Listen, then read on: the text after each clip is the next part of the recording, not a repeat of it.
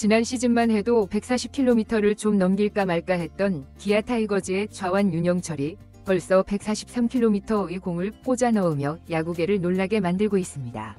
1km 정도는 시즌 들어가면 자연스럽게 더 올라갈 것이라는 전망도 있어 구단 관계자들은 커리어 하이를 넘어 윤영철이 기아 좌완 선발진의 새로운 기둥이 될 수 있다고 흥분을 감추지 못하고 있죠. 겨우 시범 경기인데 벌써 여기까지 속도가 나와? 라는 경악 섞인 반응은 나날이 커지는 중인데요. 실제로 윤영철은 지난 14일 두산전에서 143km를 찍은 뒤 21 퓨처스 KT전에서도 5이닝 1실점을 기록하며 확실한 실력차를 보여줬다는 평가입니다. 과연 이 젊은 좌완 에이스 후보가 올 시즌 기아 선발 로테이션을 어떻게 뒤흔들 것인지와 벤치마저 경악한 현장의 반응까지 자세하게 정리해드리겠습니다. 윤영철이 이번 시즌을 공들여 준비했다는 건 분명했지만 누구도 시범 경기에서 140km 초중반을 찍을 거라고는 예측하지 못했습니다. 신인 시즌부터 2024년까지 2년 연속 선발진에서 준수한 투구를 보여줬으나 속도 자체는 대체로 138에서 140km 정도가 한계였죠. 그러나 올봄 스프링 캠프 기간 이범호 감독은 윤영철을 사선발로 기용하겠다고 못 박으며 큰 기대감을 심었는데요.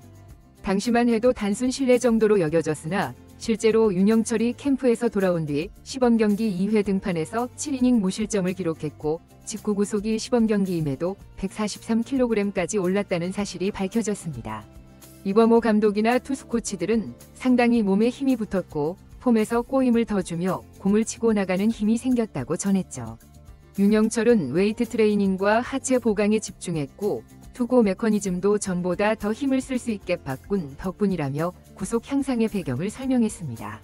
윤영철이 속도와 구위를 동시에 보여준 대표적인 장면은 지난 3월 14일 잠실에서 열린 두산 베어스전이었는데요. 9원 등판으로 4이닝을 던졌는데 직구 평균 속도가 140km를 넘어섰고 최고 143km의 직구가 나왔죠. 이날 윤영철의 피칭을 뒤에서 지켜본 야수들은 공끝이 묵직해졌다고 입을 모아 말하기도 했습니다. 또한 커터, 커브, 슬라이더, 체인지업 등 변화구까지 곁들이면서 타자들이 허둥지둥했다는 후문이죠. 결과는 4이닝 무실점이었는데요. 한마디로 완벽에 가까운 내용이었습니다. 윤영철이 가진 최대 약점이었던 피홈런 위험도 거의 드러나지 않았고 한 구단 관계자는 작년에는 구속이 낮아 타순이 한 바퀴 돌면 타자들이 금방 공략했는데 이제 143 정도의 구속이 나와주면 타이밍 잡기가 꽤 까다롭다고 말했는데요. 윤영철 스스로도 내 공에 자신감이 많이 붙었다라며 표정이 밝아졌다는 후문이죠. 다음 등판이었던 3월 20일 퓨처스리그 KT전에서도 이런 상승세가 이어졌는데요. 선발로 나선 윤영철은 5이닝 1실점 5탈 3진 투구수 78개를 기록했고 결정구 기력도 업그레이드됐다는 평가를 받았습니다. 현장을 지켜본 인물들은 직구 위력이 전과 다르다. 타자가 친다고 해도 뜬공이 되거나 땅볼이 되는 경우가 많았다고 평했죠. 이범호 감독 역시 영철이가 확실히 전보다 힘을 더 쓰고 있다.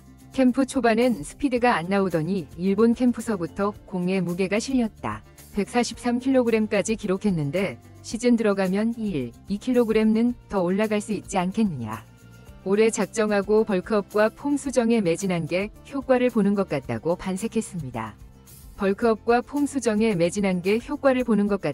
반색했습니다. 윤영철은 그동안 구속이 낮아 슬라이더와 체인지업을 배합해 타자를 헷갈리게 하며 자신의 약점을 최소화해왔지만 이젠 정면 승부도 가능하다는 점이 이번 시즌 달라진 포인트였죠. 물론 작년인 2024 시즌 윤영철은 2년차 신인으로서 준수한 성적을 냈다는 평이 많았는데요. 하지만 시즌 중반 허리 피로골절 부상이 찾아오며 풀타임에 실패했고 구속 문제로 확실한 선발이라고 보기엔 이르다는 의견이 있었습니다. 타순이 두 바퀴만 돌아도 6회 이전에 홈런이나 장타를 맞는 경우가 잦았던 것이죠. 올해 윤영철은 첫 규정 이닝 돌파가 목표라고 공언했는데요. 부상 없이 꾸준히 로테이션을 지키겠다는 의지를 보였죠. 현재 몸 상태는 역대 최고 수준이며 체중 관리를 하면서 상체 근력도 키웠다고 합니다. 기아 구단 내부에서도 작년에 비해 웨이트 실천, 식단 관리, 투구폼 교정이 효과가 나타나고 있다.